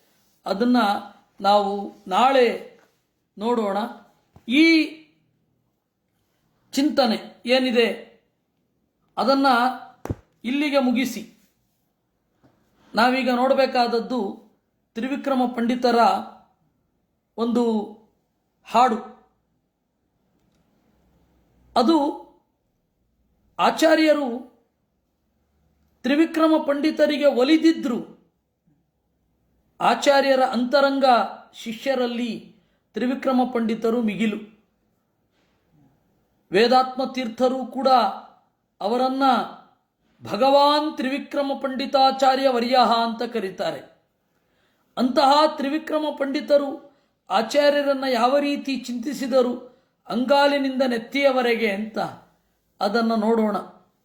ನಲಿನ ಸೌಂದರ್ಯ ಜಿಷ್ಣುಂ ಪದಾಭ್ಯಾಂ ಲಲಿತ ರೂಪಾಂಗುಲಿ ಮಂಗಲಾಭ್ಯಾಂ ದಳಿತ ನೂತ್ನೇಂದು ಮಾನಂ ನಖಾಲ್ಯ ದಳಿತ ಶೋಣೋಪನಾಳೀಕನಾಳ್ಯ ಪ್ರಣತವಾನ್ ಪ್ರಾಣಿನಾಂ ಪ್ರಾಣಭೂತಂ ಪ್ರಣತಿಭಿಪ್ರೀಣಯೇ ಪೂರ್ಣಬೋಧಂ. ನಳಿನ ಸೌಂದರ್ಯ ಜಿಷ್ಣುಂ ಪದಾಭ್ಯಾಂ, ಆಚಾರ್ಯರ ಅಂಗಾಲುಗಳು ತಾವರೆಯನ್ನು ಮೀರಿವೆ ಕೆಂಪಾಗಿರುವುದರಿಂದ. ತಾವರೆಯೂ ಕೆಂಪು, ಆಚಾರ್ಯರ ಅಂಗಾಲು ಕೆಂಪು. ತಾವರೆಯ ಕೆಂಪಿಗಿಂತ ಆಚಾರ್ಯರ ಅಂಗಾಲು ಬಹಳ ಕೆಂಪು. ಲಲಿತ ರೂಪಾಂಗುಲಿ ಮಂಗಲಾಭ್ಯಾಂ, ಇನ್ನು ಬೆರಳುಗಳೋ ಬಹಳ ಸೊಗಸು. ದಳಿತ ನೂತ್ನೇಂದು ಮಾನಂ ನಖಾಲ್ಯ, ನಖ ಅಂತಂದ್ರೆ ಉಗುರು. ಉಗುರಿನ ಕಾಂತಿ ಪದ್ಮರಾಗದ ಚಲುವನ್ನು ನಾಚಿಸಿದೆ. ಪದ್ಮರಾಗಮಣಿ ಕೆಂಪಾಗಿರುತ್ತೆ. ಉಗುರು ಕೆಂಪಾಗಿದ್ರೆ ಅತ್ಯಂತ ಆರೋಗ್ಯ ಭರಿತನಾಗಿದ್ದಾನೆ ಅಂತ ಅರ್ಥ. ಅಂದ್ರೆ ರಕ್ತ ಸಂಚಾರ ಚೆನ್ನಾಗಿ ಆಗ್ತಾ ಇದೆ ಅಂತಲ್ವಾ, ಉಗುರು ಕೆಂಪಾಗಿ ಆಗ್ತಾ ಇದೆ ಅಂದ್ರೆ. ಆ ತರಹದ ಕೆಂಪು ಉಗುರು, ಆ ತರಹದ ದಲಿತ ನೂತ್ನೇಂದು ಮಾನಂ, ಅರ್ಧ ಚಂದ್ರನಂತೆ ಚೆನ್ನಾಗಿ ಬಾಗಿದೆ, ಕಮಾನಾಗಿದೆ ಉಗುರು. ಅಂತಹ ಆಚಾರ್ಯರನ್ನ ನಾವು ನಮಸ್ಕರಿಸುತ್ತೇವೆ, ಅವರನ್ನು ಸಂತಸಗೊಳಿಸುತ್ತೇವೆ. ಪ್ರಣತವಾನ್, ನಾನು ನಮಸ್ಕರಿಸಿದ್ದೇನೆ. ಪ್ರಾಣಿನಾಂ ಪ್ರಾಣಭೂತಂ, ಎಲ್ಲ ಜೀವರ ಒಳಗೆ ಇದ್ದು ಕ್ರಿಯೆಯನ್ನು ಚೋದಿಸುವವ, ಅಂತಹ ಅರಿವು ತುಂಬಿದ ಗುರುವನ್ನು ನಮಸ್ಕಾರಗಳಿಂದ ಸಂತಸಗೊಳಿಸುತ್ತೇವೆ. ಅಹಿವಿಹಂಗೇಚ ಭೂತೇಶ ಪೂರ್ವೈಃ ಅಹಮಹಂ ಪೂರ್ವಮಿತ್ಯಾಪ್ತ ಚಿತ್ತೈಃ ಮುಹುರಹೋ ಮಾಂಸನೇತ್ರೈರದೃಷ್ಟೈಃ ಇಹ ಸಮಾಜುಷ್ಟ ಜಂಘಾಂಘ್ರಿರೇಣುಂ ಪ್ರಣತವಾನ್ ಪ್ರಾಣಿನಾಂ ಪ್ರಾಣಭೂತಂ ಪ್ರಣತಿಭಿಪ್ರೀಣಯೇ ಪೂರ್ಣಬೋಧಂ. ಜನರು ಆಚಾರ್ಯರನ್ನು ನೋಡ್ತಾ ಇದ್ದಾರೆ. ಆಚಾರ್ಯರ ನಿಲುವಿನಲ್ಲಿ ಅವ್ರಿಗೇನು ವ್ಯತ್ಯಾಸ ಕಾಣ್ತಾ ಇಲ್ಲ, ನನಗೆ ಕಾಣ್ತಾ ಇದೆ ಅಂತಾರೆ. ಅಹಿವಿಹಂಗೇಚ ಭೂತೇಶ ಪೂರ್ವೈಃ, ಗರುಡ ಶೇಷ ರುದ್ರರು ಮತ್ತೆ ಇವರನ್ನು ಮುಂದೆ ಮಾಡಿಕೊಂಡ ಎಲ್ಲ ದೇವತೆಗಳು ಅಹಮಹಂ ಪೂರ್ವಂ, ನಾನು ಮೊದಲು ನಾನು ಮೊದಲು ಅಂತ ಅವರ ಸೇವೆ ಮಾಡ್ತಾ ಇದ್ದಾರೆ. ಆದರೆ ಅವರು ಮಾಡುವ ಸೇವೆ ಜನರಿಗೆ ಗೊತ್ತಾಗ್ತಾ ಇಲ್ಲ. ಮಾಂಸ ನೇತ್ರೈರದೃಷ್ಟೈ, ಈ ಮಾಂಸಲವಾದ ಕಣ್ಣುಗಳು ಆಚಾರ್ಯರನ್ನ ಕಾಣ್ತಾ ಇವೆ. ಆಚಾರ್ಯರಿಗೆ ಸೇವೆ ಸಲ್ಲಿಸುತ್ತಿರುವ ಗರುಡಶೇಷ ರುದ್ರರನ್ನ ಕಾಣ್ತಾ ಇಲ್ಲ. ಅಂತಹ ಗರುಡಶೇಷ ರುದ್ರರು ಇವರ ಕಾಲ ಧೂಳಿಯನ್ನ ತಲೆಯ ಮೇಲಿರಿಸಿಕೊಂಡಿದ್ದಾರೆ. ಅಂತಹ ಆಚಾರ್ಯರನ್ನು ನಮಸ್ಕರಿಸುತ್ತೇವೆ. ನಾವು ಬಾಗಿ ಅವರನ್ನು ಒಲಿಸುತ್ತೇವೆ. ಕನಯಮಾನಂ ದಧಾನಂ ಪ್ರಕಾಶೈಃ ಕನಕ ಕೌಶೇಯಮಾಶಾವಕಾಚಂ ಜನಮನೋಹಾರಿ ವೃತ್ತೋರು ಕಾಂತ್ಯ ಜನಿತ ಸಂಪರ್ಕ ಸಂಪದ್ವಿಶೇಷಂ. ಆಚಾರ್ಯರು ರೇಷ್ಮೆಯ ಬಟ್ಟೆಯನ್ನು ಉಟ್ಟುಕೊಂಡಿದ್ದಾರೆ. ಆ ಉಟ್ಟುಕೊಂಡಿರುವ ರೇಷ್ಮೆಯ ಬಟ್ಟೆ ಆಚಾರ್ಯರಿಂದ ಚಂದ ಕಾಣ್ತಾ ಇದೆ.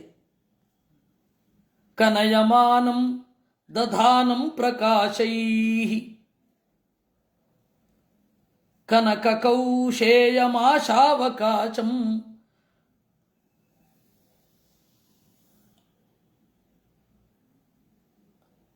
ಆಚಾರ್ಯರು ಹುಟ್ಟಿದ್ದರಿಂದ ಬಟ್ಟೆ ಚೆನ್ನಾಗಿ ಕಂಗೊಳಿಸ್ತಾ ಇದೆ. ಜನಮನೋಹಾರಿ ವೃತ್ತೋರು ಕಾಂತ್ಯ. ಆಚಾರ್ಯರ ತೊಡೆ ದುಂಡಗಿದೆ, ಪುರುಷ ಲಕ್ಷಣದಿಂದ ಕೂಡಿದೆ. ಉರುಟಾಗಿ ಉದ್ದವಾಗಿ ದಪ್ಪವಾಗಿ ಇರುವ ಆಚಾರ್ಯರ ತೊಡೆ ಆನೆಯ ಸೊಂಡಿಲಂತೆ ಇದೆ. ಅಂತಹ ಸೊಂಡಿಲ ಮೇಲೆ, ಅಂತಹ ತೊಡೆಯ ಮೇಲೆ ಸುತ್ತಿಕೊಂಡ ಆ ಬಟ್ಟೆ ಚಲುವಾಗಿ ಇದೆ. ಅಂತಹ ಆಚಾರ್ಯರನ್ನ ನಾನು ನಮಸ್ಕರಿಸುತ್ತೇನೆ. ಪರದುರಾರೋಹಮಾರೋಹಯೇದ್ಯಂ ಪುರುಷಕಾಂಡ ಪ್ರಕಾಂಡೋ ನಿಜಾಂಕಂ ನಿರವಧಿ ಸ್ನೇಹ ಸಂದೋಹ ಮಂದ ಸ್ಫುರಿತ ಸಾವಲೋಕೇನ ಸಾಕಂ ಪ್ರಣತವಾನ್ ಪ್ರಾಣಿನಾಂ ಪ್ರಾಣಭೂತಂ ಪ್ರಣತಿಭಿಪ್ರೀಣಯೇ ಪೂರ್ಣಬೋಧಂ. ಪರದುರಾರೋಹಂ, ಬೇರಾರೂ ಏರಲು ಅಸಾಧ್ಯವಾದ ತನ್ನ ತೊಡೆಯನ್ನ ದೇವರು ಈ ನಮ್ಮ ಆಚಾರ್ಯರಿಗಾಗಿ ಬಿಟ್ಟುಕೊಟ್ಟಿದ್ದಾನೆ. ಅಂತಹ ನಾರಾಯಣನ ತೊಡೆಯ ಮೇಲೆ ನಮ್ಮ ಗುರುಗಳು ಕುಳಿತಿದ್ದಾರೆ. ತೊಡೆಯ ಮೇಲೆ ಕುಳಿತ ನಮ್ಮ ಗುರು, ಅವನ ಕಂದ, ಆ ಮುಖ್ಯ ಪ್ರಾಣನೆಡೆಗೆ ಮುಗುಳು ನಗೆಯನ್ನು ಬೀರ್ತಾ ಇರುವ ಆಚಾರ್ಯರನ್ನ, ನಾರಾಯಣನನ್ನೂ ನೋಡ್ತಾ ಇದ್ದೇನೆ. ಹಾಗೆ ಮುಗುಳು ನಗೆಯಿಂದ ಸ್ವಾಗತಿಸಲ್ಪಟ್ಟ ನಮ್ಮ ಗುರುಗಳನ್ನೂ ನೋಡ್ತಾ ಇದ್ದೇನೆ. ಅಂತಹ ತನ್ನ ತಂದೆಯ ತೊಡೆಯ ಮೇಲೆ ಕುಳಿತಿರುವ ನಮ್ಮ ಗುರುಗಳನ್ನ ನಾನು ನಮಸ್ಕರಿಸ್ತೇನೆ. ಸುವಲಿಭಂ ಭದ್ರಗಂಭೀರನಾಭಿಂ ಶಿವಮುದಾರೋದರಂ ಮಂಜುಮಧ್ಯಂ ಸುವಿಪಲೋರುಸ್ಥಲಂ ಮಾನಯಂತೆ ಕವಿಜನಾಯಸ್ಯ ಸಂದೇಹದೇಹಂ ಪ್ರಣತವಾನ್ ಪ್ರಾಣಿನಾಂ ಪ್ರಾಣಭೂತಂ ಪ್ರಣತಿಭಿಪ್ರೀಣಯೇ ಪೂರ್ಣಬೋಧಂ. ಸುವಲಿಭಂ, ನಮ್ಮ ಗುರುಗಳ ಹೊಕ್ಕಳ ಕಡೆಗೆ 3 ಗೆರೆಗಳಿವೆ. ಭದ್ರಗಂಭೀರನಾಭಿಂ, ಚಂದದ ಆಳವಾದ ಹೊಕ್ಕಳಿದೆ. ಶಿವಮುದಾರೋದರಂ ಮಂಜು ಮಧ್ಯಂ, ಶಿವಂ ಮನೋಹರವಾಗಿದೆ. ಉದಾರೋದರಂ, ಉತ್ಕೃಷ್ಟವಾದ ಹೊಟ್ಟೆ. ಮಂಜು ಮಧ್ಯಂ, ಬಡವಾದ ನಡು. ಸುವಿಪಲೋರು ಸ್ಥಲಂ ಮಾನಯಂತೆ, ಹರವಾದ ಉಬ್ಬಿದ ಅಗಲವಾದ ಎದೆ. ಇಂತಹ ನಮ್ಮ ಗುರುಗಳ ಮೈ ಮಾಟವನ್ನ ಮೂರ್ತಿ ಲಕ್ಷಣ ಬಲ್ಲ ಜಾಣರು ಹೊಗಳುತ್ತಾ ಇರ್ತಾರೆ. ಅಂತಹ ಆಚಾರ್ಯರನ್ನ ನಾವು ನಮನಗಳಿಂದ ಸಂತಸಗೊಳಿಸುತ್ತೇವೆ. ವಿಕಟ ಸುಸ್ತಂಭ ಸಂಭಾವನೀಯಂ ಪ್ರಕಟಮಂಭೋಜನಾಭೋಪಭಾಜ ವಿಕಟ ವಿದ್ಯಾವಿಲಾಸಾಂಗಣಂಧಿ ಸ್ಫಟಿಕ ಸನ್ಮಂಟಪಂ ಯಸ್ಯ ರಮ್ಯಂ ಪ್ರಣತವಾನ್ ಪ್ರಾಣಿನಾಂ ಪ್ರಾಣಭೂತಂ ಪ್ರಣತಿಭಿಪ್ರೀಣಯೇ ಪೂರ್ಣಬೋಧಂ. ನಮ್ಮ ಗುರುಗಳ ಮನಸ್ಸು ಅಂತನ್ನೋದು ಒಂದು ಮಂಟಪ, ದೇವರು ನೆಲೆಸಿರುವ ಮಂಟಪ. ವಿಕಟ ಸುಸ್ತಂಭ ಸಂಭಾವನೀಯಂ, ಎಲ್ಲ ಗುಣಗಳೆಂಬ ಕಂಬದಿಂದ ಕೂಡಿಕೊಂಡ ದೇವರ ಅತ್ಯಂತ ನೆಚ್ಚಿನ ಮಂಟಪ ನಮ್ಮ ಗುರುಗಳ ಮನಸ್ಸು. ವಿಕಟ ವಿದ್ಯಾವಿಲಾಸಾಂಗಣಂಧಿ ಸ್ಫಟಿಕ ಸನ್ಮಂಟಪಂ, ಶುದ್ಧವಾದ ಬುದ್ಧಿಯ ಮಂಟಪ. ಗುರುಗಳ ಶುದ್ಧವಾದ ಬುದ್ಧಿಯೇ ಸ್ಫಟಿಕ ಮಂಟಪ.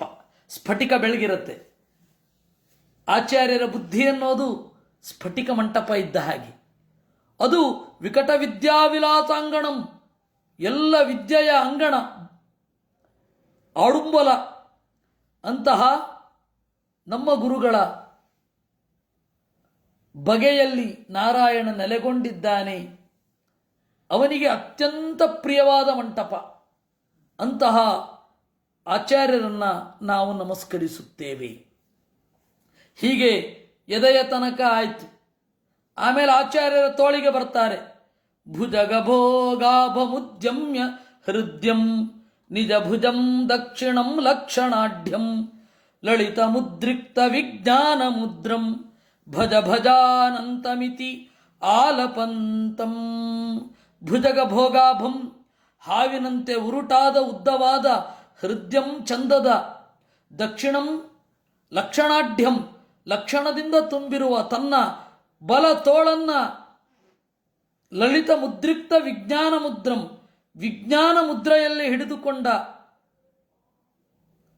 ಭಜ ಭಜ ಅನಂತಮಿತಿ ಆಲಪಂತಂ, ದೇವರನ್ನ ಭಜಿಸಿರಿ, ದೇವರನ್ನ ಹೊಂದಿ ಎಂದು ಹೇಳುವ ನಮ್ಮ ಗುರುಗಳನ್ನ ನಾವು ನಮನದಿಂದ ಒಲುಮೆಗೊಳ್ಳುವಂತೆ ಮಾಡುತ್ತೇವೆ. ಅವರು ನಮ್ಮನ್ನ ಕುರಿತು ಒಲಿಯುವಂತೆ ಮಾಡುತ್ತೇವೆ.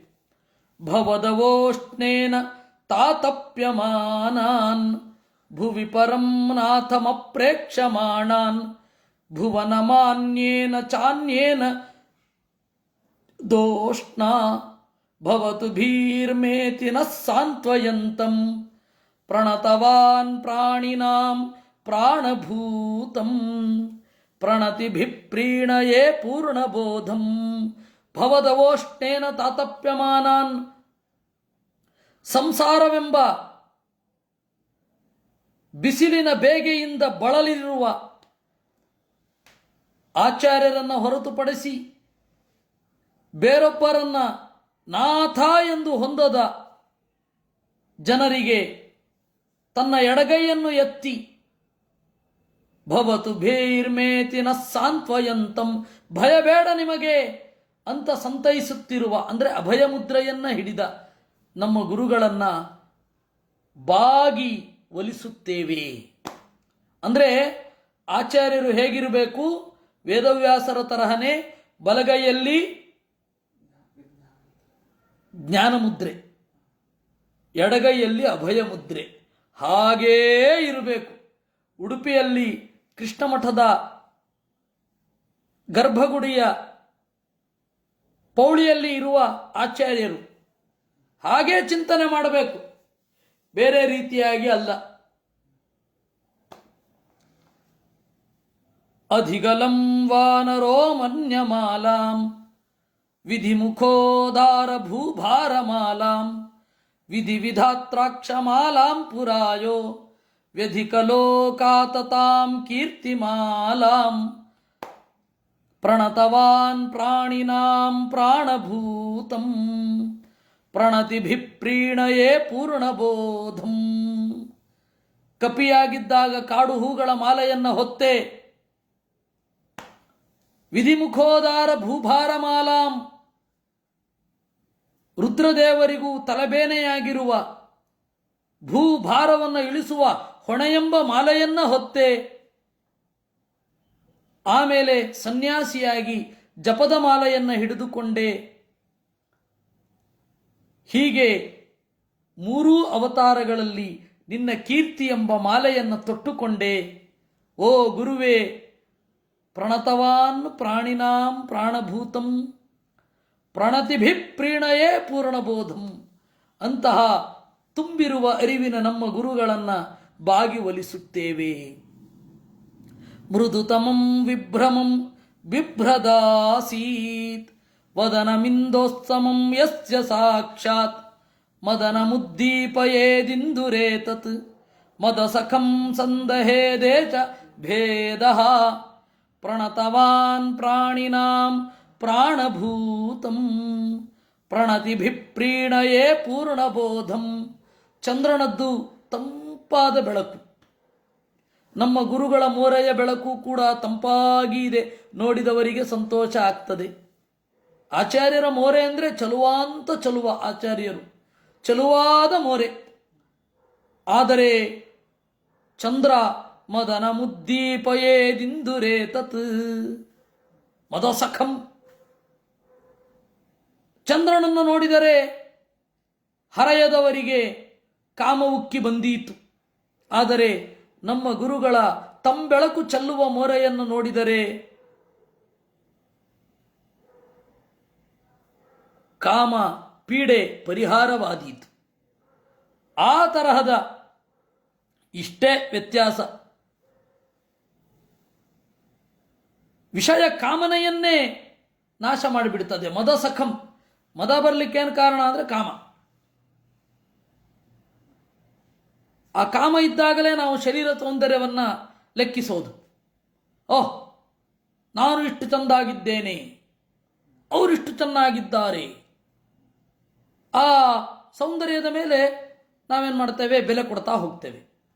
ಅಪಿಯರೆನ್ಸ್, ಅದರ ಮೇಲೆ ಬೆಲೆ ಕೊಡ್ತಾ ಹೋಗ್ತೇವೆ. ಆದರೆ ನಮ್ಮ ಗುರುಗಳ ಮೋರೆಯನ್ನು ಚಿಂತಿಸಿದರೆ ಅದರೆಲ್ಲ ಹೋಗತ್ತೆ. ವಿಮುಮುಹು ಸಿಂಹನಾದೇನ ದೈತ್ಯಾ ಪ್ರಮುಮುಹು ಸಜ್ಜನ ಸಾಧುವಾಣ್ಯ ಮಮ ಗುರೋ ಪೂರ್ವ ತನ್ವೋರಿದಾನೀಂ ಸಮಮಿದಂ ವ್ಯಾಖ್ಯಾಯಸ್ಯ ಜಾತಂ. ನಮ್ಮ ಗುರುಗಳ ಹಿಂದಿನ 2 ಇಳಿಮೆಗಳು, ಅವತಾರಗಳು, ಒಂದು ಹನುಮಂತನಾಗಿದ್ದಾಗ, ಇನ್ನೊಂದು ಭೀಮಸೇನನಾಗಿದ್ದಾಗ. ಸಿಂಹನಾದದಿಂದ ದೈತ್ಯರು ಅರಿವು ಕಳೆದುಕೊಂಡರು. ಚಂದದ ಇಂಪಾದ ಮಾತಿನಿಂದ ಸಜ್ಜನರು ಅರಿವಳಿಕೆಯನ್ನು ಕಳೆದುಕೊಂಡರು. ಅಂದರೆ ಅವರು ಅರಿವಿಗೊಂಡರು, ಅರಿವು ಬಂತು ಅವರಿಗೆ. ಹೀಗೆ ನಮ್ಮ ಗುರುಗಳು ಹಿಂದಿನ 2 ಅವತಾರಗಳಲ್ಲಿ ಸಿಂಹನಾದ ಮತ್ತು ಇಂಪಾದ ವಾಣಿ ಅದನ್ನು ಮಾಡಿದ್ರು. ಆದರೆ ಇದಾನೀಂ ಈ ಮಧ್ವಾವತಾರದಲ್ಲಿಯೋ ವ್ಯಾಖ್ಯಾಯ, ಶಾಸ್ತ್ರ ವ್ಯಾಖ್ಯಾನ ಮಾಡಿದಾಗ ಹೀಗೇ ಆಯಿತು. ಅವರ ಯಾಕೆ ಒಂದು ವಿಚಾರ ತಪ್ಪು ಅಂತ ಹೇಳುವಾಗ ಅದು ಸಿಂಹನಾದದಂತೆ ಗಂಭೀರವಾಗಿತ್ತು. ಆ ದೇವರ ಗುಣಗಳನ್ನು ಹೇಳುವಾಗ ಇಂಪಾದ ವಾಣಿ, ಎಲ್ಲರೂ ಸಂತೋಷಗೊಂಡ್ರು.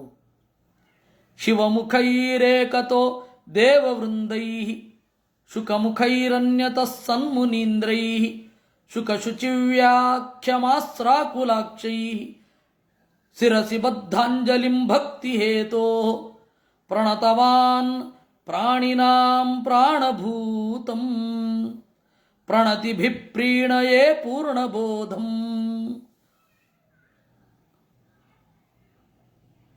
ಆಚಾರ್ಯರು ಶಾಸ್ತ್ರವನ್ನು ಹೇಳ್ತಾ ಇರುವಾಗ ಒಂದು ಕಡೆ ಮುನಿಗಳು, ಇನ್ನೊಂದು ಕಡೆ ದೇವತೆಗಳು ಕುಳಿತು ಕೇಳ್ತಾ ಇದ್ರು. ಕಣ್ಣೀರು ಬರ್ತಾ ಇದೆ ಅವರಿಗೆ, ಏನು ಆನಂದಾಶ್ರು ತಡಿಲಿಕ್ಕೆ ಆಗ್ತಾ ಇಲ್ಲ. ಆ ತರಹದ ಆಚಾರ್ಯರು. ಅಂತಹ ಆಚಾರ್ಯರಿಗೆ ನಮ್ಮ ನಮಸ್ಕಾರಗಳು. ಆ ನಮಸ್ಕಾರಗಳಿಂದ ಅವರನ್ನು ಒಲಿಸುತ್ತೇವೆ.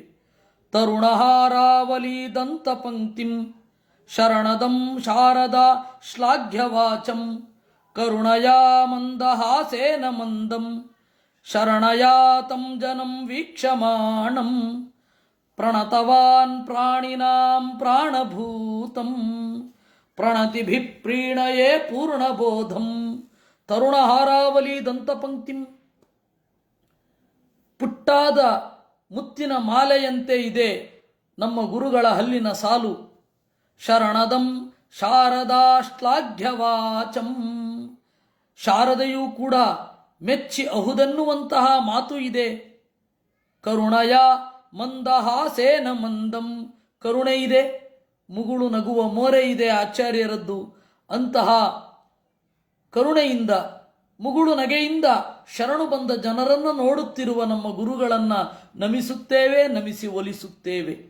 ರಘುಪವಾರ್ಷ್ಣೇಯ ವಾಸಿಷ್ಠ ರೂಪಾ ಪ್ರಭು ಮಹಾಜ್ಞಾಮನೋಜ್ಞಾವತಂಸಂ ತ್ರಿವಪುಷಾಪ್ಯುತ್ತಮೇನೋತ್ತಮಾಂಗಂ ವಿದಧಿರೇಯೇನ ಚಾನ್ಯೇನ ತುಷ್ಟಾ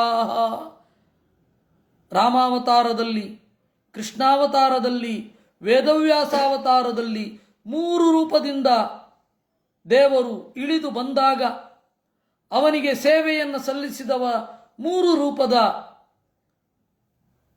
ಹನುಮದ್ ರೂಪದ, ಭೀಮರೂಪದ, ಮಧ್ವರೂಪದ ನಮ್ಮ ಗುರುಗಳನ್ನು ನಾವು ಬಾಗಿ ನಮಿಸುತ್ತೇವೆ, ನಮಿಸಿ ಒಲಿಸುತ್ತೇವೆ.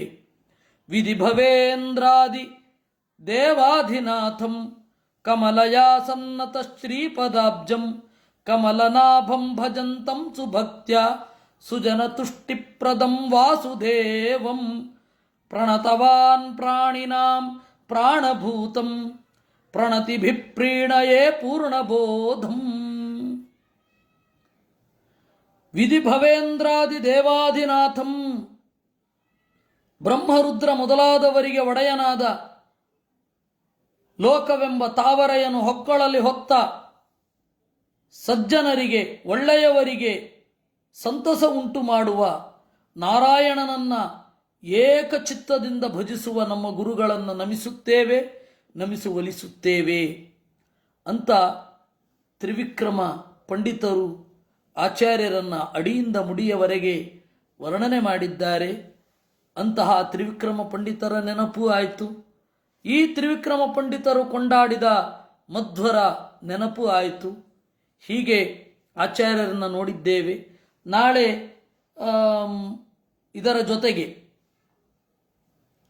ಮಹಾಭಾರತದ ಉದ್ಯೋಗ ಪರ್ವದ ಜೊತೆಗೆ, ಆದರೆ ತತ್ವಪ್ರದೀಪದ ಮಂಗಳಾಚರಣೆಯನ್ನು ನೋಡೋಣ. ದೇವರು ಅದನ್ನು ಆಗಗೊಡಲಿ ಅಂತ ಹೇಳ್ತಾ ಇವತ್ತಿನ ದಿನದ ಶ್ರಾವಣ ಯಜ್ಞವನ್ನು ದೇವರಲ್ಲಿ ಸಮರ್ಪಣೆ ಮಾಡೋಣ. ಕೃಷ್ಣಾರ್ಪಣಮಸ್ತು. ಅನೇನ ಭಾವಿಯತ್ ಪುಣ್ಯಂ ತದಾಪ್ನೋತು ಪಿತಾಮಹ. ಕೃಷ್ಣ ಕೃಷ್ಣ ಕೃಷ್ಣ.